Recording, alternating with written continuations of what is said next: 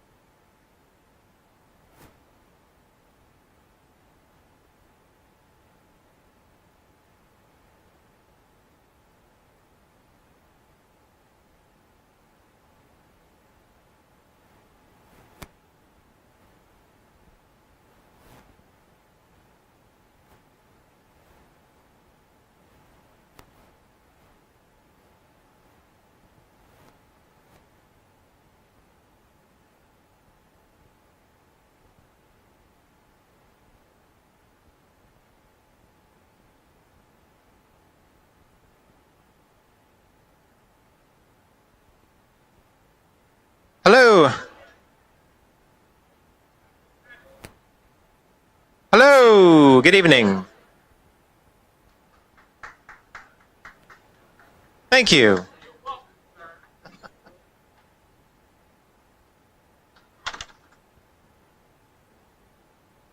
Good evening. Welcome to Matter. My name is Stephen Collins. I am the CEO here, and this is Tales from the Trenches. For those of you who haven't been here before, it's a series that we do where we interview particularly interesting entrepreneurs who have had pretty incredible journeys building companies, and we try to get under the hood and find out what it is that they've learned, what have been their experiences, the ups and the downs. And tonight we have Paul Edick with us, who has been both a serial CEO. I believe he's on at least his fourth company. He was in retirement for a little bit and was kind of a serial board member. Started his career in pharma at J&J and Searle, and has really had an incredible career since. I got to know him, I don't know, 6-7 years ago. He was running a company called Durata, which he ended up taking public. He's now running a company called Xeris, which he's also taken public. So he's had really a lot of interesting experiences that we're looking forward to hearing about. Our moderator tonight is co-chairman of the Matter board. He's a lot of other things, but none of it else really matters, because Matter is the most important thing that he does.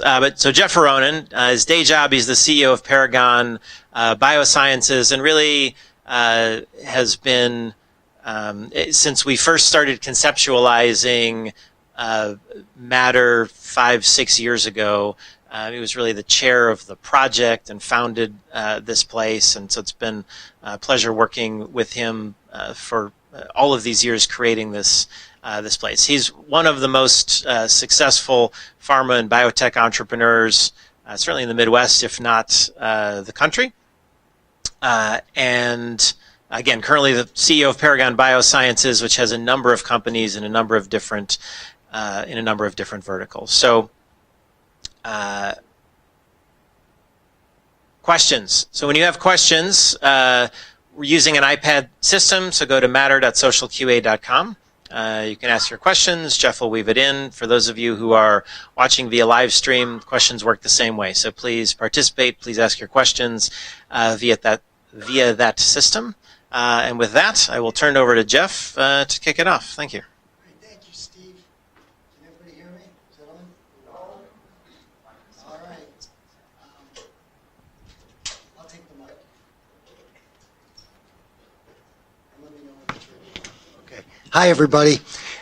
Very excited to be here tonight because we have a great guest. And as we've interviewed many different CEOs, everybody brings a different flavor, a different experience. Paul is one of Chicago's great entrepreneurs in that he ties many of these together. Paul, I've known Paul for many years, so 15, 20 years. I was running Ovation, you were running MedPoint about the same time. At that time, you weren't in Chicago, though, right? So we're very lucky to get you back in the Midwest. But Paul has run private companies, public companies. Paul has run startups. Paul has run turnarounds, restarts, and existing. And he actually spent a lot of his career at a global, large organization as a senior executive. So that breadth of experience, I think, has helped make him a great executive, but also helps his color in doing what he does today, and will be a great interview, and will help everybody here get a lot of different perspectives. So we will have questions at the end, but before we jump into your new entrepreneur endeavor, Xeris, I'd love to know, Paul, about your early days. What was it about your background that made you do this crazy thing called life sciences and be a CEO? Not a darn thing. I get that question a lot. I had no plan, so to speak. I started my career in Procter & Gamble, actually, selling case food. Duncan Hines cake mixes and Pringles potato chips and Crisco shortening. And my customers were grocery store managers. And nothing against grocery store managers, but they're either 26 and at the pinnacle of their career, or 60 and have been at the pinnacle of their career since they were 26. So they're a tough audience. So I learned how to sell. And I grew up sales guy. I ended up in the pharmaceutical business almost by accident. I was in a grocery store. I was detailing a store manager on why he should put a pile of Pringles next to the Budweiser. There's a guy in a suit watching me off in the corner and comes over afterwards and hands me his business card. Says, "My name is Terry Taggart." I'll never forget this guy. He says, "You're pretty good at selling. We like people who can sell." And he was from J&J. 3 weeks later, I was working for J&J. So just kind of happened. To Terry and Pringles, what about before that? Where did you grow up? I grew up in far upstate New York. If you're in New York City, they think upstate New York is Poughkeepsie. But if you're in the Midwest, if you go to Green Bay and take a right, when you hit New York, it's way up there. I grew up in a small farming town, about 3,000 people. And it wasn't a log. Where John Shannon's probably going to start heckling me pretty soon. It wasn't a log cabin. I didn't do the by the fire and charcoal, but it's close enough. When I was growing up, my dad was pumped gas at a gas station. My mom worked in a tea factory. So I learned how to work. Work ethic was a big deal in my family, and I've been working since I was 13 years old. One thing or another, and just life kind of happens. First one to ever go to college in my family. First one to ever have a degree. So. That's great. Yeah, I do think it is a lot of work to be an entrepreneur. It's a lot of work to run these companies, especially the early stage ones. So you really have to have that in you. I didn't really start out to run anything. I was just trying to get a job at the end of the day. Coming out of college, my goal was to maybe make more than my parents made in your lifetime. And like I said, I ended up in the pharmaceutical business by accident. I got to Procter & Gamble because they did interviews on campus, and I was the only one that was done. Everybody else was graduating in June. I had done some research in learning and memory and psychology, and I had extra credits, so I was done at the end of December. So I had a semester, and I was the only one that they were interviewing that was available for the job in March. So I ended up with the job. Probably would not have gotten the job if I had to compete against people who were available. So I, right out of college, going into P&G, that was like, it was a big company. It's like, wow. You're live now? Yeah. So, it just started out being in sales in Procter & Gamble, then sales in what was the orthopharmaceutical division of J&J, sales management, just kind of, and people ask me, it's like, how did you plan that? It's like, I didn't plan it. I just did my job, and they kept asking me to do something else. So for a while, my kids didn't know if I could keep a job. But. So you were in sales management at J&J, and then you went from J&J to Searle? No, actually, I left J&J and I went to a company called Caremark, which here in the Midwest, it's a PBM. When I joined Caremark, we were talking about this today in a different meeting. Caremark was a home infusion therapy business. And it was quite fascinating because you actually learn how to deliver care. Because in the pharmaceutical business, especially if you come from the sales side, you know how to detail drugs to doctors. But you really don't know where the money goes. How does a hospital work? In that business, you actually learn how a hospital works. Only it's virtual. You're delivering care in the home. But it's very similar. You take the assignment of benefits, you bill and collect on behalf of the patient, you deliver the service. You do everything but put them in a bed. So you learn a lot about how the healthcare system works. And I went from there to an ad agency. Surprising. I knew absolutely nothing about marketing and advertising. And but the guy who ran the ad agency wanted somebody from the client side to ground his agency in what the companies needed. And I did a lot of consulting with companies on the managed care side, because managed care was just starting back then. And I, having been at Caremark and watching how people were managing the money and how the managed care was evolving and how we were having to negotiate rates and everything, a lot of pharma companies became my clients for how to operate in a managed environment. One of those companies was Searle, and they were one of my clients. And at one point, the guy who hired me said, we're paying you way too much to be a consultant. Why don't you just come work here? I didn't quite understand the logic of that, because they were paying me a lot more. But that's how I ended up at Searle. They were one of my clients, and they said, why don't you come and do that here? So I actually started at Searle in the managed care organization. Ran managed care for I don't know, about 9 months. Got a call from the head of the U.S. business, said, come on up to my office. I said, okay. So I went up to his office, and he said, I want you to do something else. I want you to run marketing. Don't you have somebody running marketing? Yeah, I just fired him. It's like, okay. You do know that I've never actually run marketing. I was in an advertising agency, but I've never run marketing. He goes, no problem. I said, I can't do a sample forecast to save my life. He said, we got people to do that. Okay. All of a sudden I was running marketing.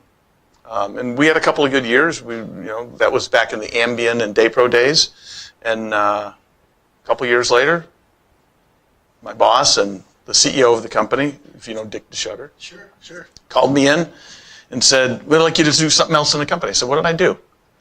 They said, no, we got this thing called this franchise. We want you to go run this franchise. Oh, I must have really pissed somebody off. And come to find out, it was COX-2. I didn't know what the heck that was. So I went and met with Phil Needleman, learned all about what COX-2 was, and said, oh, this is going to be pretty cool. Celebrex. Yeah. We put a team together to start that whole process. I think it was at the end of phase 2. There's a lot of people sitting in here that I think were on that team. That was an incredible experience. And it just kind of happened. And then an even better story. And I think there's a couple people in the room who will remember this one too. A couple of years into that, we're just getting ready for the U.S. launch. So we're in the launches around the world. And our head of research, Phil Needleman, was going to give a speech at American Rheumatology Convention. And he was going to talk about some new data, which really wasn't allowed. And somehow, a competitor found out, went to the head of the association. We ended up getting kicked out of the meeting. There was a 50 by 50 foot booth, blank, empty space. Before it's approved. The product wasn't approved yet. Yeah, it was an empty space. And so we tried negotiating over the weekend, to get him to let us back in and get Phil to be able to give his speech and everything. And so I resigned. I handed Dick my resignation. He said, no, we'll figure it out. That's how I ended up running Asia and Latin America, or at least Latin America first. He said, well, have him go run Latin America. All of a sudden I was running a world area because they wanted to get me out of Phil's way because we got kicked out of the meeting. So it's a good thing you didn't have a game plan, because you never could have drawn that one up. But it's very, you mentioned Celebrex and launching a product, building a product in the U.S. with a global company, but you've also done it with some of your early stage companies. What was the difference? Is there a difference in how you go about that? Yeah, if you remember back, this was back in the late 90s, right?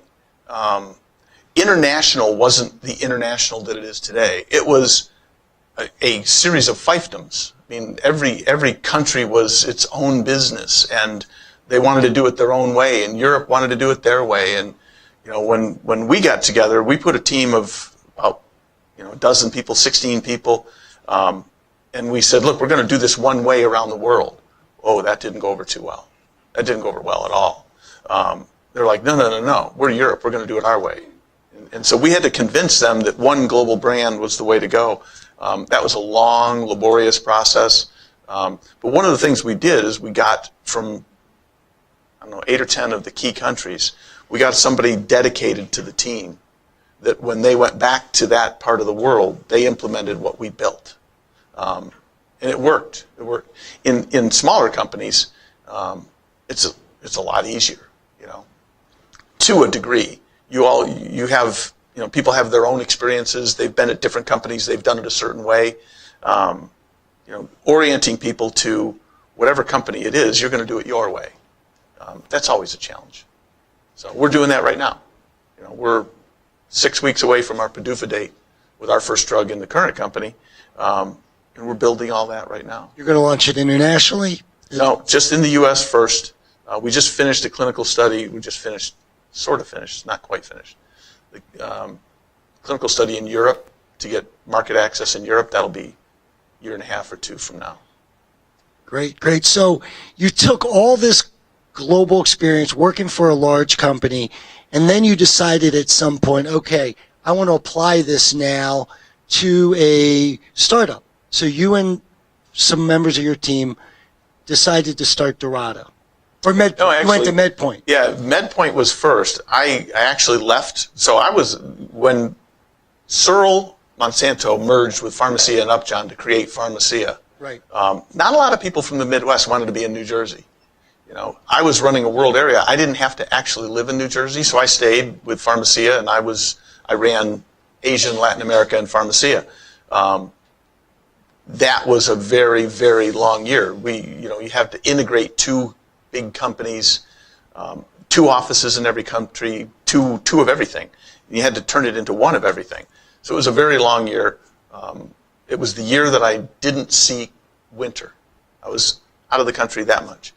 And at the end of that year, it was like, okay, I've had enough of this. So I said, I'm done. I actually attempted retirement. It was like about 6 months. And That was the first time. It was the first time. And I got a call from an old acquaintance who was working with Tony Wild, who was the former head of Warner Lambert. Sure. They were raising private equity. They're going to buy a pharmaceutical company. If you've ever heard of Carter Wallace, Yep. We bought Carter Wallace and turned it into a company called MedPoint. There were 3 parts to that business. In fact, my current GC did that deal. Beth Heck did that deal, and they bought Carter Wallace. Church and Dwight bought the consumer business, and then we ended up selling the diagnostic business to Inverness. So to turn it into just a pure play pharmaceutical business, small, probably $30 million in sales, built it up to $250 or so million in sales. And Tony didn't want to run it. He needed somebody to do the work. So I took that job, and that was in 2002. We sold that company to Meta in 2007. It was worth about 200 million, 400 million when they originally bought the company. We sold it for just under $1 billion. So it was a pretty good outcome. That's great. I remember when that's when we had met. When I was at Ovation, you were at MedPoint. And one thing you may have not known, I actually worked at Carter Wallace early in my career. I knew that. So did your brother. Yeah. Yeah. So you went from there to start up Durata. Actually, we took a little bit of a detour. Myself, my CFO, a couple other people, we actually went to work for Warburg Pincus, private equity, huge private equity enterprise. They wanted to get into specialty pharma. They wanted to get into pharmaceuticals. They wanted to go buy things. They wanted to create companies. They had just raised a $12 billion fund, and they said, "Look, we'll put $1 billion behind you guys. Go buy stuff and turn it into companies." And they paid all of our salaries and everything, the diligence. And we spent 18 months looking at deal after deal after deal after deal. And this was in 2008 and 9. So if you know what was going on in the world in 2008 and 9, financially the world was coming to an end. And they didn't buy anything. They just didn't buy anything. So after about 18 months, 2 years, we said, okay, we've had enough of this. And interestingly, one of the deals we had looked at was an asset coming out of Pfizer called dalbavancin, which was a new antibiotic. And we presented that deal to Warburg Pincus as a potential drug to build a company around. They didn't want to do it. The syndicate that actually was going to do the deal at the end of the day approached us and said, hey, would you want to build a company around this drug? I said, oh yeah, we've already looked at that drug. Yes. So I was employee number one. And we started that company in New Jersey, moved it to Chicago after about a year and a half. So what was that experience like as you had gone from having a lot of resources around you at multiple companies to being employee one and not having a lot of the resources? You had to build it from scratch. Well, you got to open a checking account. There were 5 of us because I started, and then I hired Corey, and then we had a couple other people. You have to do everything. You have to get a legal entity. You have to open a checking account. We were in my basement in New Jersey, in my house in New Jersey. We had a big table, and we would all come in the morning, and we'd spend the day there. And that's the way we started. It was very different. My experience in Asia and Latin America made it a lot easier than I think for a lot of people, because you come from a big company. I didn't really work in a big company. I worked in international, which was like 30 little companies. Every country is its own business. So it's a very small environment. So we spent our life running international businesses in a lot of little bitty businesses. It all rolled up. I think the P&L in Asia and Latin America at one point was about $2 billion in the pharmacia world. 6,000 employees, but it was like 200 employees per country. So it was small, and people had to be somewhat efficient. So it made it easier to then start a small company or be in a small company. But starting one from scratch, not even having a checking account, that was kind of interesting. And what were the keys to building that? Like, as you think back, it was really important. I did 1, 2, and 3. Wow. Hired my CFO, hired the people that actually are going to do the work. And setting out, so what is it we're trying to achieve? What is the drug? What can it do? And then starting to put the building blocks around that. First order of business was getting a clinical organization in place. Our chief scientist was probably one of the best drug developers in infectious disease in the country. He's still building new drugs in another company here in Chicago right now. But just putting the pieces together, putting the team together more than anything else. Well, that's certainly, you got people to leave companies and come follow you to do this. How, and many of them I know have stayed with you for many companies, many years. What do you attribute that to? They're all crazier than I am. And I don't know. It's one of those things where we like working together. We can finish each other's sentences. John very frequently says, he'll finish my sentence and says, "I speak Paul." We know what we want to do, and it just kind of works. In this company, we have a group of people that have been together in one way or another, some of them in 3 companies in a row. We like what we do. We like working together. We like the intensity of doing it. We're pretty good at it. But it is fascinating. I sometimes pinch myself because I surround myself with people that are all way better than I am. And they all know what they're doing way better than I do. but we knit it together in a way that it's, we talk quite a bit, we want to be able to look back in a couple of years and say, wow, look what we did. That's what's really important. That's what's really valuable. We do it around, both Durata and Xeris. It's drugs that are going to change people's lives, medicines that are going to change medicine, and cut costs all at the same time. If we can't do those three things, most of us, I don't think we wouldn't be together, we wouldn't be doing it. Just to do the next drug in whatever category, we're not interested. So to make a difference, to change, seems like one of the real driving forces for you. Yeah, absolutely. A big motivator for Durata was it was a drug that was going to change medicine. It was going to change the way care was delivered. And it is. We got bought, and it's in the hands of a company that hasn't managed it terribly effectively. But where it is growing and the way in which it's growing, it's changing medicine. It's changing the way care is delivered. And it's doing it less expensively. So it's changing lives, and it's saving lives. Our current company, we're going to change medicine. We're going to save lives. We're going to prevent, serious problems. It'll reduce the overall cost of healthcare at the end of the day. That's meaningful. That's worth doing. Well, you mentioned your new company, Xeris.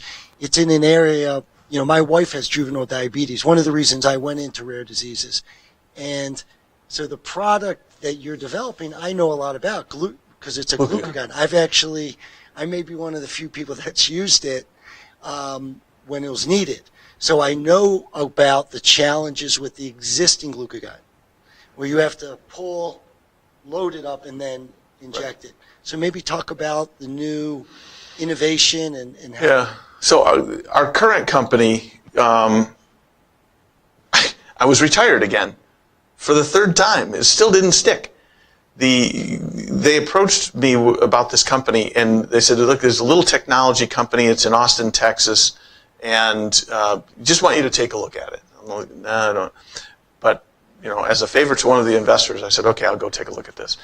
Fascinating technology. It's chemistry at the end of the day, where, products that need to be reconstituted, that are not stable in solution, our chief scientist had figured out a way to make stable liquids without using water. Water is the problem with stability in a lot of drugs. And the first drug he was working on was glucagon. We can make all kinds of drugs stable, so we'll do a bunch of different drugs. The first one just happened to be glucagon because he was working in a company that was in the diabetes business. So what we're able to do, the current kit, which I had one, is a little rescue kit, and it's it's a vial of powder and a syringe with liquid in it, diluent. You've got to take the caps off both of them. You've got to put the liquid into the vial. You've got to shake it around. And keep in mind, and from personal experience, a severe hypoglycemic event, people are about to pass out. I mean, they're combative. They're losing cognitive function. And they could potentially go into a coma and die. And I said this, Bill Sargent I was talking to earlier, we're not competing with candy. If you can solve your low blood sugar with candy, cool. But once you get beyond a point where that's going to work, you're in serious trouble. Executing that kit is almost impossible to do. It is impossible to do it to yourself, and then to have some bystander or a colleague or a coworker or grandma execute that. In trials, people get it wrong 70-80% of the time. They fail miserably. So why is it like that? Because it's a powder that once you put the diluent in it, it's only stable for hours. It's not portable. It's not like an EpiPen. By making the drug stable in solution, it's a liquid, and it's stable, and you can put it in an auto-injector, and so we've developed an EpiPen for diabetics. You can carry it around, you can put it in your purse, put it in your backpack, put it in the glove compartment, and it'll be fine for a couple of years. That will totally change. When we show that to people who have diabetes, it's like that's a game changer. That's a life-changing situation, because now, before I get to the point where I'm passing out, I can inject myself. I can save myself. I don't need to rely on anybody else. I can trust that my mother can do it if I send my child on an overnight. It'll change people's lives. So that's, that, and it's that science, that technology that will allow us to do that for this first drug, and then we've got several in the lab. That's great, and you can hear your passion about it. And I think, as you say, you want to make changes, you want to make a difference, and that's clear when you talk about this company. One of the things that's different about this is, as you've built your career, it's usually been a startup or it's been an existing company. This was more of a turnaround, a restart. How has that been different? How has that been a challenge for you, and what have your experience helped you with this? So it is interesting, because when I first looked at it, it's like the founder is still there. He's the chief scientist, and that's always a difficult. It's very frequently a very difficult situation to take over a company as a CEO if there's a scientific founder in place. It's very hard. And you see a lot of companies that you have scientific founders that they end up having to, at some point, demote them and bring in a CEO. But I met with Steve, and he's like, that's not what I do. I do science. I want to be the chief scientific officer. We need somebody to run this company. And we got along really well. And so, but it was 10 or 12 people in Austin, Texas. Nothing against Texas, but it was Texas, and it was it was a terrible office. And they had a lab facility where we're doing experiments. Now, keep in mind, the technology is to get the water out of the drug and put other liquids in so you get a stable drug. Well, it gets so humid that the air handling system in that lab couldn't handle the humidity in Austin, so they couldn't do experiments on certain days because it would get water out of the air. So, we made a decision pretty quickly that had to stop. And even worse, the chief scientist was living in San Diego, commuting to Austin. So, well, what the hell are we in Austin for? So we shut Austin. We moved a few people to San Diego. We moved a few people to Chicago. And we built a state-of-the-art lab office facility in the Sorrento Valley in San Diego. We have like 30, 35 people out there now. The company had, like I said, 10 or 12 employees. It had kind of gone sideways. Had not started the clinical program, had basically the stability program for the drug, manufacturing stability, had failed. So we took over, and I put together the team before I actually took the job, knowing that I didn't want to do it by myself. And we took over, we restarted the stability program, got the drug into the clinic, did all the clinical studies, finished that. That was we started in January of 17. 2 years later, first quarter of this year, we have a drug that's in front of the FDA with a PDUFA date in about a month and a half. We've got that same drug in the clinic or about to go into the clinic in 4 other indications. We have another drug which just finished a first in man, and we've got a combination insulin drug, potentially a new mealtime insulin that should go into the clinic middle of this year. We took the company public, opened our offices in Chicago, moved into new offices in Chicago, did another financing, and by the end of this year, we'll be over 200 people. So it's been quite a ride. Well, great. Listen, good luck on that, because we need more drugs in rare diseases developed, and especially in juvenile diabetes. That's a great accomplishment, taking it this far, and looking forward to seeing the rest. You mentioned raising capital. So maybe you talk a little about what it's been like at different companies, different experiences, and maybe some of the things you've learned, because I know there's a lot of entrepreneurs in the group, as you've gone through that process. Yeah, so it's interesting. It's never a dull moment when you're trying to raise money. Luckily, I haven't had to do an A round. I've been in more mature funding situations, but in Durata, we did an IPO in a down market, and it was hard. It was very hard. The market was tanking. I think it was Facebooked. We were about to go out and do our IPO, and Facebook did theirs, and the market kind of exploded. So we had to delay ours for about a month and a half. It was very difficult. And, it's one of those things where you're selling. You're out there selling your story. And we managed to get the deal done, and we actually did a follow-on. We did our IPO in Durata at $9 a share. We did a follow-on 9 months later at $7 a share. That's a tough conversation with investors. That's a very tough conversation. But we got that deal done. When they all made $23 a share, they were pretty happy. So so then you fast forward to Xeris. Going in, Deerfield was already in the deal, and Red Mile, which is a crossover fund out in California, they were already in the deal. And I was coming in with having had success, so I was able to sort of say, look, if we're going to do this, we have to raise another $40 million immediately, and you guys have to kind of put up. And they did, and then that got us going. I think we had $50-60 million in the bank at that time. June of 2018, we did our IPO for Xeris. Very different. We were on the road with, when all the gene therapy companies were on the road. We would walk in, and we thought we were going to get killed. We were pretty worried about it. We thought we were going to get killed because there was just this flood of IPOs.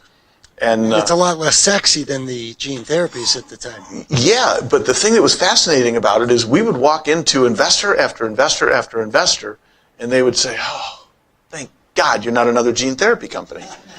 We were the only company that actually had a drug. And it's, they said, and it was refreshing because there really aren't, you can't name, I can't name on more than a couple platform technology companies that have the ability to go into multiple therapeutic areas. It just doesn't exist in our industry anymore. So having the technology, everybody was focused on the first drug, but they can see the future and they can see the other things that we can do. So the investment thesis took on a different form than just, I'm going to bet my 20, 30, whatever it is, on that drug getting approved and launching successfully. So it was refreshing to people. A little bit more difficult when we went out 9 months later again, I think we would have learned the first time, and did a follow-on that our IPO was at 15, we traded up to 27. A lot of our big investors got out because they doubled their money. So when we went out to do our follow-on, we did it at 10 because the market was just, we had a government shutdown and everything was happening. So not a lot of people were terribly thrilled with us doing it at 10, but they'll be tremendously happy when we get to 40, 50, which we will. Great. And as you think about, raising money, managing people, one of the questions that we got from the audience is, what is the difference between doing that in a public company versus a private company? I don't think it's that different. My job is different. I tell all the people who work in my company, it's like, look, do the work, get it done, get the studies done, whatever it is we've decided we're going to do it. Don't worry about the money. That's my job. I'll go get the money. You get the drugs across the finish line. And getting money, whether it's private or public, is not that different. They're still investors. As a public company, as a CEO of a public company, okay, that's a different situation. You're signing your name to stuff that, you've got to be an awful lot more diligent about, are we actually, everything we're telling the world, is it actually happening? So that's the money piece. In terms of managing the organization and building a company, we focus on building a great company. We're not, private or public investors, they're all like, well, who's going to buy you? Nobody. We're building a company. if we build a great company, somebody's going to want to buy it, right? I mean, that's a natural potential outcome. But we're focused on building a company, and we focus a great deal of time and attention on, and the people who are in the company are going to. I'm like a broken record on this thing. We have one piece of paper. It's got 4 quadrants, and it's got behaviors, team expectations, etc. And it's a series of quadrants that have a number of behaviors, and that's how we're going to behave as a company. If we behave that way, we will build a great company, and it'll be something that we can be proud of. And we stick to it, and we really do enforce a way to operate and a way to behave as, we operate our company very much as a social system. We focus a lot of time and attention on interdependence, that there aren't silos, and we purposely build the organization from a functionality before structure. When we sit in meetings, we don't always agree. We'll argue, but we make decisions. And once we make a decision, people carry the flag. That you don't go to the water cooler afterwards and say, I don't agree with that. It's like, we make a decision, we're all in, because you can't afford to not be. So whether it was private or whether it's public, that's still what we do. Doesn't matter. So one of the questions I often get, and I know there's a lot of entrepreneurs in the audience who maybe they have a day job, maybe they're a researcher at a university, maybe they work for a big corporation, and they have an idea, and they have a company they want to start. Maybe they're doing a little bit on the side. And the question I always get is, well, when should I jump? When should I go do that? What are your thoughts about, taking that step to go build that company? Yes, I don't know. I really don't, because I haven't been in that situation. It's been a little bit different. That, for me, it was, I decided to opt out of the big company. I was done. I made that decision. I tell people all the time, if you're going to go do that next thing, go toward something, not away from something. I had gone away. I was done with the big company thing. And I didn't know what I was going to do next. So they called me, and I hadn't really considered small entrepreneurial company. But the MedPoint thing was a great opportunity. And it's like, okay, that would be pretty interesting. Durata sort of happened. I mean, we were looking at the asset. The syndicate that was buying the asset was looking at the asset. When they called me and Corey, and we said, wow, yeah, we would love to build a company around that. So it wasn't, I haven't been in that situation. It's been different. And then this company was like, I said no to 30 companies. I'm still not too sure why I said yes to this one, but it's been an interesting ride so far. But the one thing that does seem like, one observation is you are opportunistic. When many people get in a big company, it's nice. Look, you got a lot of resources, a lot of support. It's a good lifestyle. A lot of people don't take that leap. You seem to see an opportunity and not be too tied to your current. Yeah. You'll make the jump. Yeah, I mean, it's like, what's the downside, right? Doesn't work, I got to go get another job. Been doing that all my life, right? So, but that's me. Not everybody's like that. I know, So the guy that I lean on the most in my company is John Shannon. Before, at the beginning of the Durata thing, I just called him. I emailed him out of the blue. We hadn't, probably had been a year or two since we'd actually communicated. I emailed him one day. I said, "Are you bored yet?" And I get an email back. "What are you talking about?" I said, "Let's have lunch." So we went to lunch. I think it was a Panera or something. And I spent 2 hours convincing him to leave Baxter and come be the chief commercial officer at this little bitty Durata. And he'd been at Baxter for, 10 years. He did, because it was like, this is going to be cool. There's something about having been in some of these big companies for so long that it's like, it's a breath of fresh air to be able to just go do it yourself and shed all of that bureaucracy. You know, a lot of us who are former Searle people, you know, we look back on that. Searle was a pretty interesting environment because you could really do stuff. There was not as much bureaucracy. There was some, but, you know, decisions got made. Things moved forward. You know, we get in a room, we make a decision. You know, we put 5 people in. It's like we're talking about pricing strategy. Okay, we'll put 5 people in a room. We'll have a little discussion. We'll make a decision. You know, it's not going to go through 35 committees.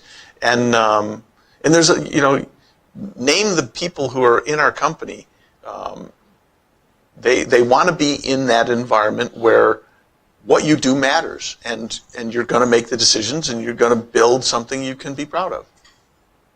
So that's great, and I agree. And you've mentioned a few Chicago companies, and I found it's great to build in Chicago because there's a lot of great talent that wants to leave and wants to be in entrepreneurial environments. Can you talk about building your team?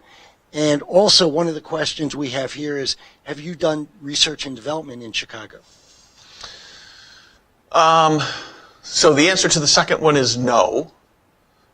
Possibly yes. I don't know where all the clinical trial sites are all the time. In fact, I never know where all the clinical trial sites are. But so in MedPoint, our R&D was in New Jersey. In Durata, we hired the chief scientist who was in the middle of Connecticut, and he was actually employee number 2, Mike Dunn. And we were doing an antibiotic, and Pfizer was closing down their infectious disease division, and they were all in central Connecticut. So we just hired them all there, and we just put an office there. Very similar in this company, where a lot of the chemistry and our scientists and everybody is in San Diego, so we just built a lab in San Diego. So we haven't really had that piece here. Technical operations has been somewhere else, just by nature of where the people were. But we made a conscious decision. So when we were building Durata, there were 5 or 6, maybe 10 of us at the time in the company. And we knew we had to take the company public. Well, no, there were probably 20 or 30 in the company because there's a lot of people in Connecticut. We knew we had to take the company public. And if we were going to take the company public, where do we want to spend the next 5 years of our lives? And most of us were either from Chicago or wanted to be in Chicago. I'm a transplant. I didn't grow up in Chicago, but I love it. I've had a house here forever. And we just wanted to be here. So we said, if we're going to do an IPO to the investors, we're moving the company to Chicago. Okay, whatever. Now, if somebody calls and they said, and you can put it in Chicago. So, and there's a ton of talent here. I mean, there's a ton of pharmaceutical talent. There's a ton of CMC manufacturing talent. There's, I think in our Chicago office, there's got to be 20 or 30 people that have worked together in various Chicago-based pharma companies, and Searle being the biggest, over the years. That, a lot of people from the former Searle in our current company. Well, you've mentioned a lot about employees, and you mentioned earlier a lot of your employees are more talented than you. And all of them. All of them. And I also know, when you go home at night, you're not even the most talented person in your family. This is true. How do you think about that? This is true. I'm not the most successful one in the family. When I go to, so it's really funny. A couple years ago, I went to one of the pharma events. Pharma has a big annual event, and I'm standing there talking to somebody, and they say, "Well, what do you do?" I'm going, I said, "Oh, you're Linda's husband." Yep, that's who I am. I'm Linda's husband. That's because she's more well known in the industry in the big companies than I am, because those are all her clients. Great. Right? Yes. I'm the trailing spouse at industry events. That's all right. So so your wife's successful in this industry. You're in this industry.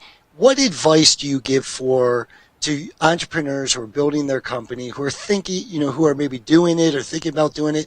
What are a couple things that you've learned from your breadth of experience that you think would be valuable for people to take away? For the way I come at it, I think the most valuable thing for us has been understanding what the mission is, and not a mission statement or anything like that, but what are we trying to build? What are we trying to do? Because it's not about the money. It's not about size. It's not about what is going to be the fulfilling aspect of what it is you're building. And that's why I said previously we're trying to build a great company that we can be proud of. And if that's what we accomplish, it doesn't matter if it's small, medium, or large, or whatever, we will have achieved our goal. So for me, it's know what it is you want to do and what it is you want to build.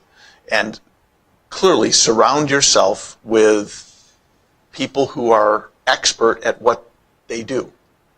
Because we have a team. My goal, I've said to my teams all the time, my goal is to become irrelevant in my company. Because if I become irrelevant, that means a number of things. It means that decisions are being made at a level in the company that it doesn't all bubble up to the top, because you're going to fail. And people are good at what they do, and they're doing their jobs. So I don't have to be in the middle of it. I am in the middle of a lot of things. I walk around all the time, and I'm constantly poking at things. But the company runs. So surround yourself with people who are going to do what they do to make a great company, because you're not going to do it. If you're the founding CEO or you're the founding scientist, you're not going to run that company. They are. And if you put the right team in place that are going to run the company, then you'll be successful. Thank you. And you mentioned in here, in that response, failure. It's also a few of the questions that have been asked is, what is your biggest failure, and what did you learn from it, and how do you overcome adversity? Yeah, God. Which one?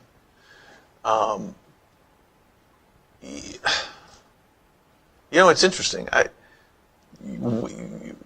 There's failure in everything you do. Okay, something doesn't work all the time. In business, biggest failure. Wow, that's like one of those interview questions. It's like you almost don't want to answer. And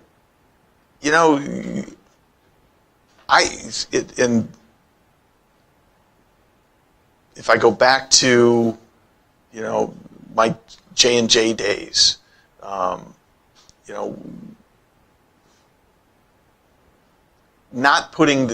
learned early on that it was about the team, because not putting the right team together led to failure. That, we didn't we didn't get done what we wanted to get done. And, when you step back from that and you look at, I as a new district manager, hired 12 sales reps in my image. I was in my late 20s, right? Bad idea. Yeah, I've been there. Bad idea. It's like, that was the worst thing I could have done. And when I started to recognize that, and I brought in some more senior people and people like, with gray hair, because I was a kid, and to listen to them and learn from them, I ended up assembling a team over time that went from last place to top 3, simply because I learned through failure, because we were last, that a lot of those hiring in your own image doesn't get you people who are better at what they do than you are. You're limited by what you know.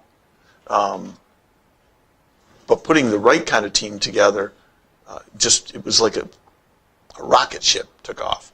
So that taught me at a very early age that I know what I know, and I have a certain set of capabilities. I have enough knowledge of what all the other people do, but if I hire a bunch of Paul Edicks, I'm going to fail miserably.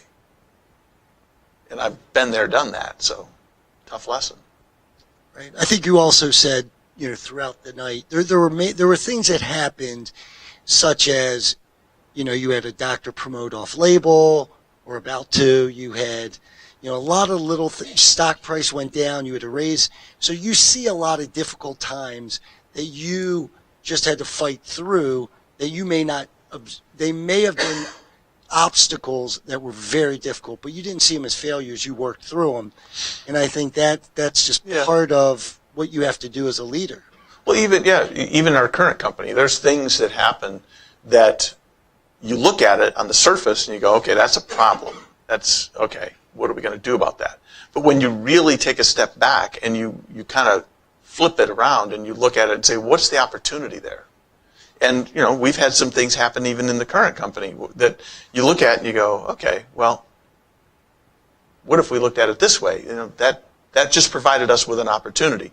So, and the most difficult thing is getting people to see that. So that it's, when something not so good happens, there's this mourning process that happens. Whatever the stages are of, it's like I go from the beginning to the end pretty quickly.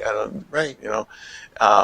It's like, okay, what can we do with this? Because if you spend time on what went wrong, you're not going to find what to do about it. You're just going to find more reasons why it went wrong, or you're going to dig into the wrong thing. I don't care why it went wrong. I don't care what happened. Well, I do at the end of the day, because I have to explain it to the investors. But it happened. It's where we are. So what are we going to do? And I think that's a great point. And, I call that a major league mindset. So when you get a strike, you don't start thinking about the bad pitch and the swing and the strike. You forget about it and move on to the next pitch. Or you have a bad golf swing. You don't think about it too much. You move to the next one. Mine are bad on a repeat basis. Yeah, I got the same. But I'll tell you, when I leave a golf course, I remember the one hole that I played well. Yeah. And it's that mindset. And it sounds like that's what you're saying, getting to the end quickly. And that's a great, I think it is an important lesson as an entrepreneur, someone running a company. You're going to have a lot of battles. And you can't think about each one. You think about the broader picture and the scope of the work instead of one situation. Yeah, the other thing we do, we've done in every company that I've been, that I've run, is we have contingency plans. Even when, you don't know what might go wrong, but you've got to have contingency plans. So what if? And we spend quite a bit of time on that. Looking at, what if, you have an issue with clinical study? What if you have an issue with manufacturing? What if you have, what could go wrong? What potentially might go wrong? So at least you've put some mental time into, problem solving before there's a problem, right? So contingency plans aren't always fully developed, but at least you've had some time to think about what would I do if such and such happened. But I also, it is, at least for me, not spending a great deal. You need to diagnose the problem, but not spending a great deal on the whys. Right. Why did that? Just move on. Like, what are we going to do? That's great. And as a final question, there's a lot of questions here about the future. What do you see as opportunities in healthcare in the future? I don't know. I think healthcare and pharmaceuticals, two different things. We're the healthcare industry. Clearly, obviously, stuff needs to get fixed. I think more of what we're doing, which are drugs that can lower costs, change delivery of care, change the way people are managed. I think you're going to see an awful lot more of that. I'm kind of fascinated by all the valuations of all of these gene therapy companies and all that kind of stuff. God only good luck. If the stuff that is not even in man yet actually works someday, that'll revolutionize certain aspects of healthcare. But in the meantime, healthcare is pretty much, it is what it is. So how are we going to change the cost structure? That's going to put an awful lot of pressure on the pharmaceutical industry. We're going to have to get comfortable with lower drug prices. We're going to have to get comfortable with having to really, more than any other time in this industry's history, being able to show value for money. That's why we'll only take on certain things.